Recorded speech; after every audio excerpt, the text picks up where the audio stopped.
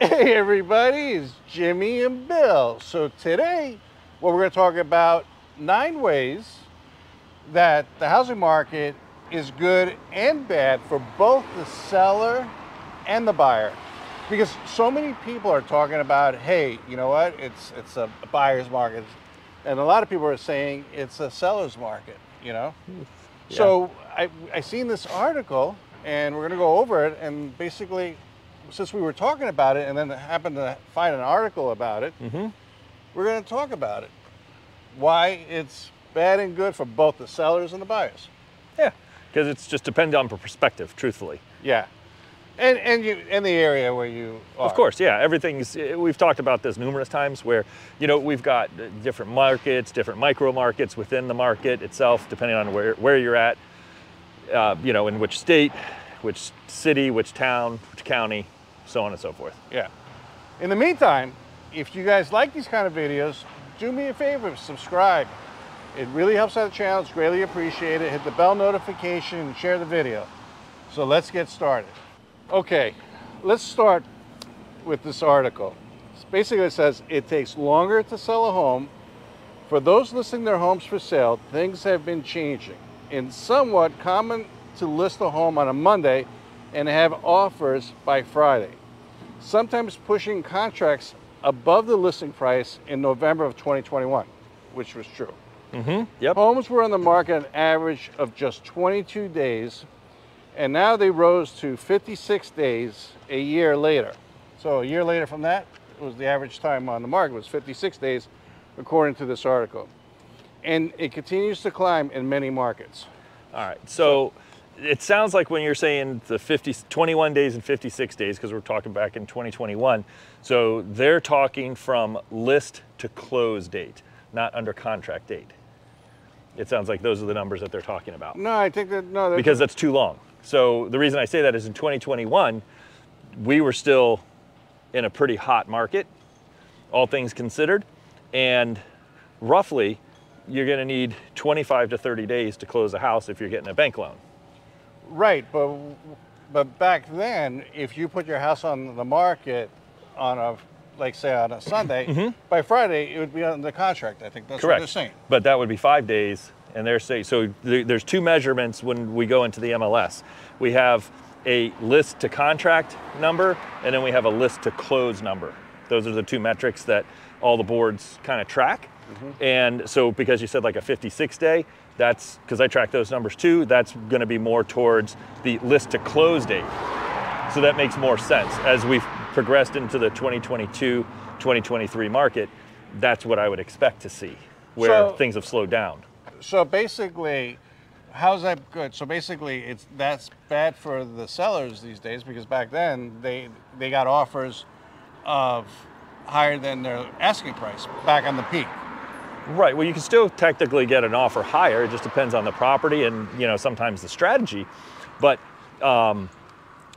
typically, that's this is more normal. Like, that frenzy of a property goes up and then it goes away instantly, that's very stressful on the buyer side and the seller side. If you think about it, this is why I always said perspective, because now the seller may have to go find a house and they may lose out on those multiple bid or pay more than what they were expecting to win a bid on a house. So right, it's perspective. So basically for the buyer, the market is better now because A, there's more houses on the market, and now that, you know, winter's gonna come to an end, you know, more houses are gonna get listed. Yeah, technically. So because, you know, we're here in Florida, so we don't have that crazy seasonality swing that the more colder climates typically have. Yeah. But we do have a slowdown in the holiday and colder months. Right.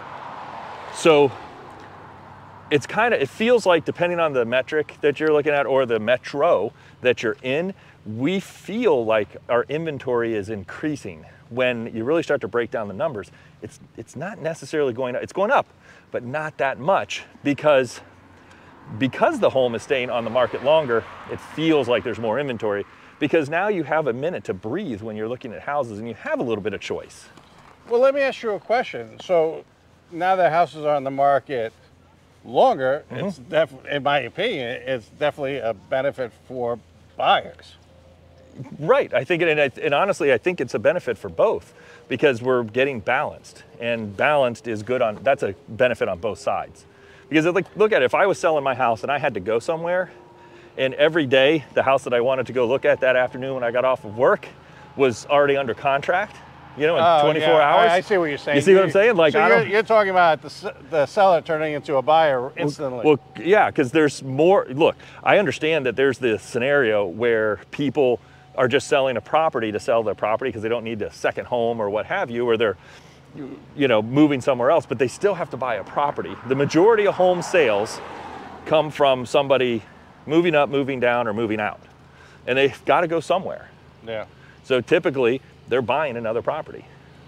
All right, you want to read the next one? Sure. I folded my paper up, sorry about that. All right, home prices fell significantly in some areas of the US throughout 22. For example, San Francisco housing market saw home sale prices drop 9% over the previous year and 6.2% in Pittsburgh. They dropped 5.8% in San Jose, California, and 4.7% in LA. A drop in home sales prices in the larger metros, which saw some of the greatest growth in previous 2 years, is quite unusual. All right, what do you think of that? I'm gonna say perspective again, just because it's quite unusual because the larger metros, they saw the most growth, but then they started to see a decline. And I think a lot of the places that they just mentioned in this article, there's so many other factors and dynamics going into things that are affecting their housing market. You know, I would expect to see kind of a price reduction. The other thing with price reduction is, you know, right when we started to see what's called an inflection point, when things started to change, I'd just be cautious to look into the numbers a little bit more, because I don't, just because somebody was, let's say they had a house that was $400,000, yeah, and that's what the bank appraised it at, but people were buying the house for $430,000 because they were taking the cash and paying it up, right? Well, for a long time, sellers were thinking they could still do that, but the buyers, everything started to change. Wow, this is a noisy corner. I like between the trucks and power washing. I'm like, yeah, the trucks with no mufflers. Man, why do you need something so loud? It sounds cool, I guess. I don't know. Hey, to each their own, right? But here's my point, basically. My point is, people moved out during the pandemic. A lot of people moved out of the city, and they moved to places like Florida, driving up prices. Yep. Now I read an article that people are starting to move back to the cities, you know, because of work and getting recalled. So those prices are starting to go up too. So I think everything may go back to the way it was before the pandemic. You know, I think everything will go back. Right, but that's what we really want if you think about it. You know, we don't want to have these crazy ups, crazy downs, price reductions, more so than normal, you know? So like when I'm looking at a number on price reduction and what's happening, I'm not necessarily following like Zillow or where you see that the price got reduced by $30,000, it's a steal and da-da-da-da. You know, most likely if I did comparables on that house, they were probably overpriced. Or, and what happens in some cases, people renovate their house, but they over renovate their house. Yeah. And you're just not getting your money back on it. And you know, people are smart. They're looking at how much they spent, so on and so forth. So you may have priced yourself out of the neighborhood. Like the neighborhood just doesn't support a $600,000 house, as an example, in a $400,000 dominant neighborhood. So let's continue. So basically they're saying, you know, the 30-year mortgage rate, you know, reached 7% in November, you know, back in November. Yep. And rates, you know, they're planning, I'm not going to read the whole paragraph, but I think that mortgage rates right now, you know, are helping out buyers because they're not at 8 or 9% like a lot of people predict. A lot of people predict that, oh, by the end of the year, we're going to be at 9.5%. Right. So that's my point. My point is that 7% rate, you know, it's not a bad rate. It's like, I know people love the 3% and the 2%, Right. but those rates aren't coming back. What do you think? No, I don't think we're going to see those rates. You know, let's just think about why did we have those rates in the first place? You know, do we want something like that to happen so that we can get a deal on a house?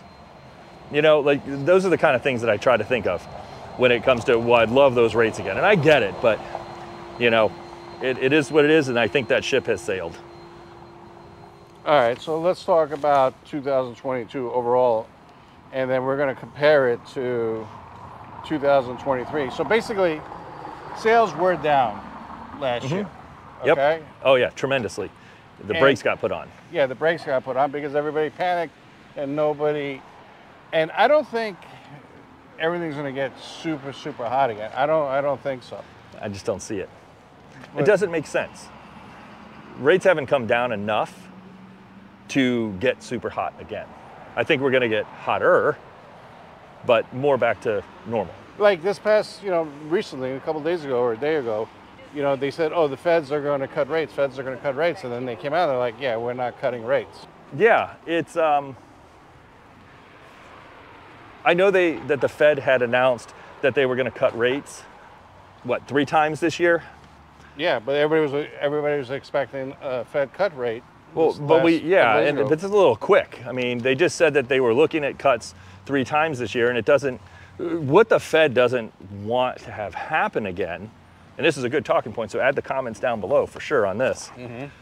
You know, what they don't want to have happen is they've worked hard to kind of balance and stabilize the economy and slow things down so that we can start to get back to normal. Again, I keep saying it, we don't want massive spikes up, massive spikes down. We need it's like, think of it as a boat. You don't want to go out on the waves when you have to go up high, you're going to get seasick, right? That's not good for anybody. You want those nice little ripples in the water. So that's what we want. We want those little ripples back because that's back to a balanced, normal market that's safe for everybody because everybody feels comfortable. Your job market's better, the economy's overall better, inflation stabilizes. If they cut the rates too much, then the work that the Fed did to stabilize all that stuff is for nothing. Yeah, so I mean, I think as long as rates stay where they are, I think it's good for buyers and sellers at the end of the day because it's better than what everybody was talking about, 9%, 10%, right. You know? And I don't think these cuts are going to be these massive cuts. I'm talking, there's going to be small little micro adjustments. Yeah, that's down. Our opinion. That's Who knows? It's just like everybody else. I just don't see them coming out super bullish like they did when they were raising rates, cutting rates. So this one, I think, is good for buyers. Home values are increasing, but at a slower rate. So basically, the average price of the house, I won't even read the whole paragraph, but it's true. The values are still increasing in most areas. Some areas they're declining, but it's at a slower rate. So when the problem was before, okay, people were saving for a down payment, but the prices were increasing so fast, they couldn't save fast enough. Yeah, they keep getting priced out, and then the interest rates went up so high, so fast, it bumped a lot of people out of the market. So now that rates, you know, like if you're looking at a house, say it's $400,000, and you're saving to put like a 20% down payment on it, but then 3 months later it's $440,000. Right. It kills the whole purpose of the whole thing. Right, exactly, and that's where, you know, the middle America was starting to suffer, and more specifically, first-time home buyers, regardless, you know. If you're not making enough money to put the growth rate savings aside to keep up with, you know, the inflated prices, then, you know, you were probably going to be back to renting again, or, you know, you're going to be having to put that home shopping dream on hold for a little while. Yeah. Let's talk about this. The Housing Affordability Index dropped. That's bad for buyers and sellers. Less and less people qualify to buy a house. Right. Right. We're going to be a nation of renters. Yeah, that's a whole big topic here. You know, between interest rates up, job loss, house prices, you know, going up over the last couple of years, but stabilizing. So when we finished out 23, you know, home price growth started to, you know, year over year, I'm talking. Nationally, home price growth started to get back to a more tolerable level, started to decline. But that's what we really did need that. You know, we're averaging 1 to 5% pre-pandemic. And that's where we really should be. You know, those are ballpark numbers, but that's where we really should be if you look at what happened over the last 10 and 20 years even. Yeah, I agree with that. I don't know if I agree with this one in the article. The home builder sector has entered a recession. The National Association of Home Builders stated the industry entered a recession in August of 2022. Well, I mean, let's just talk about it. I mean, that's, Yeah. they've entered a recession. So technically they did. All right. They really did. So, and what the home builders really didn't want to have happen is they didn't want to get stuck holding the bag again with all of their inventory. Mm-hmm. So builders have capital, you know, the larger builders, and then they would buy, you know, they would buy loans, and they have some, you know, we'll call it collateral for lack of a better word, and they could offer incentives to bring people into the market now.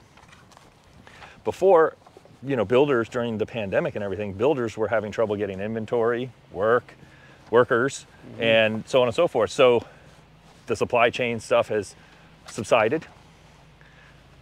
Labor costs have gone up along with the inflation and a whole bunch of other stuff, you know, so building materials have gone up. I think that's in the article as well, which has inflated the prices up. But because everything is starting to stabilize and balance, whether it's a resale market or the new home construction market, you've got choice now. So if you're in an area that's heavy in building, like we've got Wesley Chapel, you know, and then the north area like Zephyr Hills, Land O'Lakes, where they're building a lot, you've got some more choice versus the resale. So it's going to help some of the inventory issues, but realistically, they technically were in a recession, and then to help stave off some of that, they started offering incentives. And they still offer incentives. I get them every day. Yeah, and the article continues, fewer people are listing their homes for sale. Do you think that's changing? I think that's seasonal. Yeah, but I think what's going to happen is I think more and more people are going to start listing their homes. They're going to be like, yeah, I got 3% rate, but I want to move, or I'm getting divorced, or I got a job offer here, or so many reasons, you know? I agree, and you hit some really, really good points there. So let's talk about this, because you hit the nail on the head. So less people may put their home on the market. So statistically now, people are staying in their home much, much longer, right? We went from like the 7 to 9 year now is what everybody's saying, right? Right. And then we have the lock-in effect because of the low interest rates. Right. But where I'm saying you hit the nail on the head right there is if you have an addition to your family, you have to bring, you know, maybe older parents into the family, right, you know, to stay. You know, you have another child. Whatever the case is, if you have an expanding group of people living in your home and you need more space, you're going to sell, and you're not going to worry about exactly. And the transverse, if you're getting divorced, I'm sure there's somebody who will figure it out and do this, but I don't know too many people that want to get a divorce and still live in the house because they want to save their 3% rate.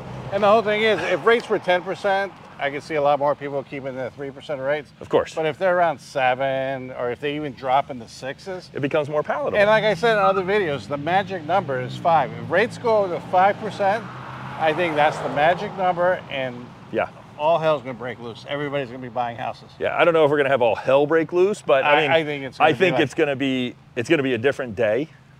I mean, this is a whole different topic for real estate professionals, but like, I think it's just going to be a different day to be prepared for. Everything I'm saying is my opinion, but I think the magic number is 5%.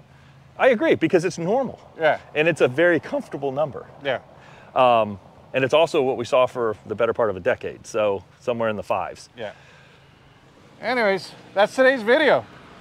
I greatly appreciate you guys watching. Remember, consider subscribing. It really, really helps out the channel. And we'll talk to you on the next one. See you on the next video. Thank you. Okay, thanks. Bye.